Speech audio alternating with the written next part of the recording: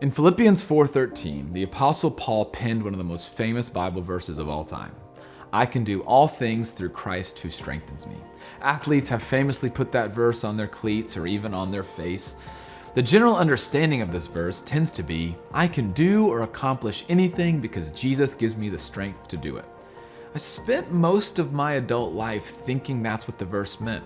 I had in my mind, I can do anything. I can accomplish anything. I will succeed. I will make things happen because Jesus will give me the strength to do it. But here's the tension I ran into. What do I do with that verse when life isn't going my way? When my job is frustrating, when me and my wife are missing each other, when life just feels too much to handle, when I fail miserably. What do I do when I find myself in a season of life where nothing seems to be going my way no matter how hard I try and pray? What do I do with Philippians 4:13 then? Was there something wrong with my faith? Was there something off with Jesus?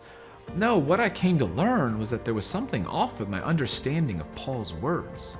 What did Paul really mean when he said he could do all things through Christ that gives him strength?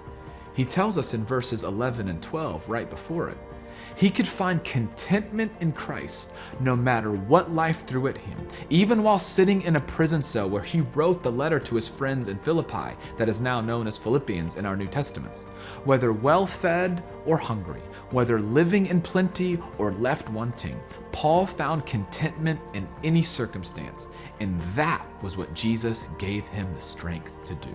Paul's joy wasn't connected to the external circumstances around him, but rather the eternal promises of God in Christ Jesus. That's the secret to contentment. No matter what is true of the external, our hope is in the eternal.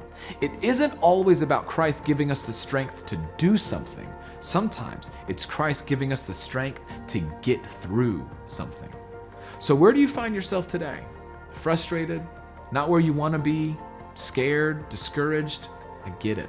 Life will take us there because there's just so much we can't control. Paul wrote multiple letters of the New Testament from a prison cell.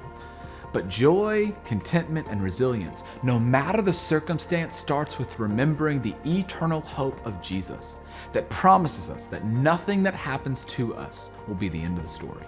So our best life isn't just when things are going well. It's better than that. Paul teaches us that our best life is when our hope is in the eternal, not the external.